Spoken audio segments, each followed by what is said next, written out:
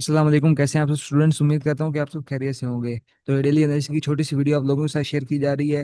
ये वीडियो काफी ज्यादा इंपॉर्टेंट होने वाली है, तो आप लोगों ने इसे लास्ट तक देखना है। इस वीडियो के अंदर हम सिंपल चार्ट पर टेक्निकल एनालिसिस करेंगे और आज के दिन ट्रेड के लिए बेस्ट अपॉर्चुनिटीज फाइंड करेंगे। जल्दी स्टार्ट करते हैं अपने वीडियो को। ये सबसे पहले मेरे पास DXY का चार्ट ओपन हो चुका है। DXY के अंदर हम सबसे पहले D1 का टाइम फ्रेम ओपन कर लेते हैं। D1 के टाइम फ्रेम अगर चेक करें तो मार्केट पिछले 3-4 दिन से एक ही जगह पर रेंज कर रही है, एक ही जगह पर खड़ी है और उस रेंज का हाई अब मार्केट ने टेकन आउट कर लिया है। और आज की कैंडल को अगर हम देखें तो आज की कैंडल उस प्रीवियस हाई को स्वीप कर रही है। इस तरह अभी ये कैंडल खड़ी है। इसी तरह अगर आज की कैंडल ये क्लोज होती है, मानी प्रीवियस हाई को स्वीप करके ये इस तरह रिजेक्शन के साथ क्लोज होती है, तो फिर हम DXY को कल के दिन सेल साइड देखेंगे।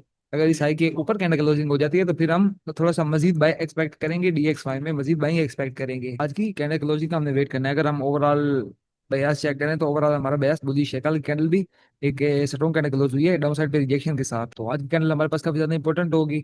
अगर इस हाई की अबव क्लोजिंग होती है तो बाय, अगर इस तरह क्लोजिंग होती है रिजेक्शन के साथ तो हम सेल देखेंगे। मजीद छोटे टाइम फ्रेम में आ जाते हैं H4 के टाइम फ्रेम में। H4 के टाइम फ्रेम में आए तो यहाँ पर मैंने आपको वीकली आउटलुक की वीडियो के अंदर जोन्स बताए थे कि मार्केट अगर इन जोन को स्वीप करे तो यहाँ से आपको बाइंग अपॉर्चुनिटी मिलेगी। अदरवाइज मार्केट अगर इन्हें ब्रेक करे तो मजीद सेल साइड देखेंगे आप DXY को। मार्केट ने ना तो इन्हें स्वीप किया और ना ही अभी ब्रेक किया। मार्केट ने दोबारा अपसाइड रिट्रेसमेंट अपनी कंटिन्यू की। मार्केट ने एक रिट्रेसमेंट ली है और अपने एक सप्लाई एरिया पर आ गई है। ये सप्लाई एरिया मार्केट का, यहाँ से मार्केट ड्रॉप हो सकती है, यहाँ से मार्केट के अंदर सेलिंग आ सकती है। मार्केट इसको रिस्पेक्ट दे रही है, यहाँ से मार्केट में सेलिंग आ सकती है।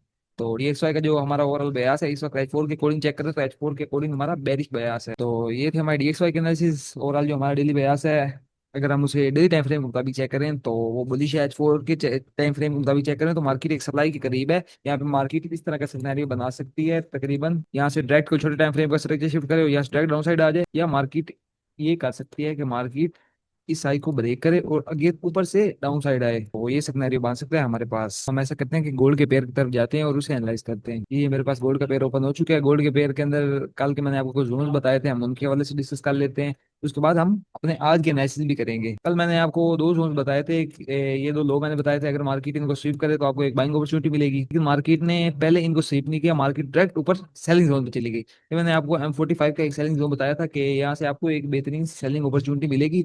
मार्केट यहाँ से डाउन साइड आएगी। बिल्कुल उसी तरह मार्केट ने इसके ऊपर टैप किया और टैप करते साथ आपको तकरीबन 330 पिप्स दिए हैं। मार्केट ने 330 प्लस पिप्स आपको मिले इस जोन से। ये काफी ज्यादा जबरदस्त जोन था हमारे पास सेलिंग के लिए। मार्केट ने इसे काफी ज्यादा जबरदस्त रिस्पेक्ट दी है।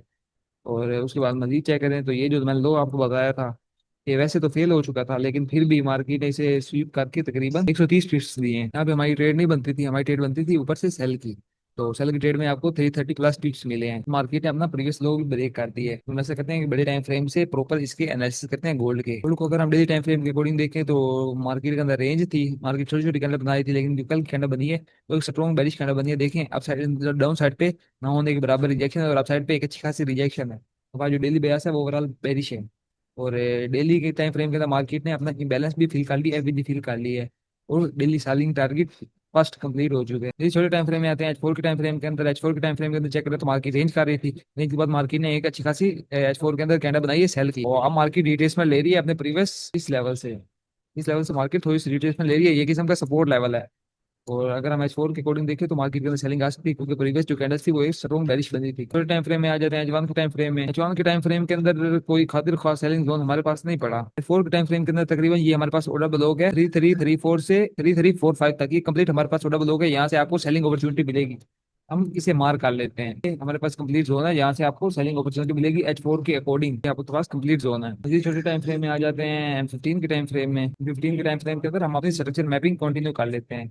15 के टाइम फ्रेम के अंदर देखें तो मार्केट ने अपनी नेक्स्ट इंड्यूसमेंट ले ली थी। उसके बाद मार्केट ने इस जगह पे बूस्ट कर दिया, ब्रेक ऑफ स्ट्रक्चर कर दिया। पहले मार्केट ने स्विप किया, उसके बाद यहाँ पे इस कैंडल पर ब्रेक ऑफ स्ट्रक्चर कर दिया। अपना ब्रेक ऑफ स्ट्रक्चर करने के बाद मार्केट ने अपना इंड्यूसमेंट लिक्विडिटी ले ली है। ये मेजर इंड्यूसमेंट थी मार्केट की, मार्केट ने मेजर लिक्विडिटी ले ली है। तो उसके बाद हमारे पास सेलिंग बनती है। मार्केट का जो स्ट्रक्चर है वो ओवरऑल बेरिश है, तो हम इसके अंदर बेरिश अपॉर्चुनिटी अवेल करने की कोशिश करेंगे। ये हमारे पास M15 का ये डिसीजनल पॉइंट ऑफ इंटरेस्ट है। ये ओवरऑल ये हमारे पास M15 का तकरीबन decisional point of interest zone है। ये हमारे पास जोन है डिसीजनल पॉइंट ऑफ इंटरेस्ट। उसके बाद एक्सट्रीम में हमारे पास तकरीबन ये आ जाता है, लेकिन ये थोड़ा सा ना वीक जोन है, कोई इतना कोई खास जोन नहीं है। डिसीजनल पॉइंट ऑफ इंटरेस्ट हमारे पास बेस्ट जोन है। यहाँ पे M30 का भी एक जोन है, M30 का भी यहाँ पे सप्लाई एरिया है। तो ये हमारे पास काफी ज्यादा बेस्ट जोन हो गया। M30 के अंदर ये स्टार्ट होता है 3331 से, और इसका जो हाई पड़ा है M30 के अंदर वो पड़ा है 3339 पर। अगर मार्केट इसके हाई को स्वीप करती है M30 के अंदर, तो यहाँ से भी आपको एक जबरदस्त अपॉर्चुनिटी मिलेगी। और ये M15 का जो मैंने आपको साइड बार में decision point of interest zone बताया, वो भी एक जबरदस्त जोन है। वहां से भी आपको एक बेहतरीन सी अपॉर्चुनिटी मिलेगी। तो ये थी गोल्ड के एनालिसिस। गोल्ड को आपने ओवरऑल सेल में देखना है आफ्टर रिट्रेसमेंट। मार्केट यहाँ से रिट्रेसमेंट ले सकती है करंट लेवल से बाय में। अगर हम चेक करें तो मार्केट हमने इन्वेस्टमेंट ले लिया, मार्केट को डिसीजन पॉइंट ऑफ इंटरेस्ट तक जाना चाहिए। नीचे हमारे पास एक ये जोन बनता है बाइंग के लिए, जहाँ से हम बाइंग की अपॉर्चुनिटी अवेल कर सकते हैं। ये हमारे पास एक बाइंग जोन बनता है। अगर मार्केट अभी डाउन साइड आ जाती है तो यहाँ से हम गोल्ड को बाय करेंगे इस जोन से। स्वीपर या ट्रैक भी हम देख सकते हैं कोई कंफर्मेशन देकर एंट्री। ये गोल्ड के एनालिसिस पे ये यहाँ से बाय का जोन मैंने आपको बता दिया, और ऊपर से सेलिंग जोन दो बता दी है, डिसिग्नल एक्सट्रीम। ये सिग्नल ज्यादा बेस्ट है, आफ्टर स्वीप या कंफर्मेशन देकर आप एंट्री ले सकते हैं। उसके बाद बीटीसी पेयर की तरफ बढ़ते हैं। बीटीसी को अगर चेक करें तो मैंने आपको एक का जोन बताया था सेलिंग के लिए। सेलिंग जोन मैंने आपको बताया था बीटीसी के अंदर, यहाँ से मार्केट ने तकरीबन आपको 320 प्लस पिप्स दिए हैं। गोल्ड के अंदर 330 पिप्स दिए हैं आपको मार्केट ने उस जोन से, और बीटीसी के अंदर आपको 320 प्लस पिप्स दिए हैं।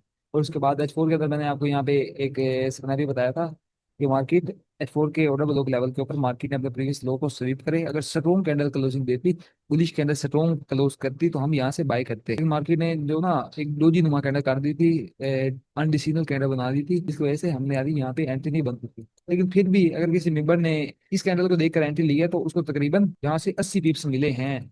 यहाँ पे एंट्री नहीं बनती थी, लेकिन अगर किसी मेंबर ने ले भी लिया तो उसका तकरीबन 1/1 रेशियो कंप्लीट हो चुका है। उसके बाद मार्केट ड्रॉप हुई है M15 की उसी लेवल से। तो मैंने आपको बताया था कि अगर कैंडल क्लोजिंग स्ट्रॉन्ग ना हो तो आपने यहाँ से सेल देखना है बीटीसी को।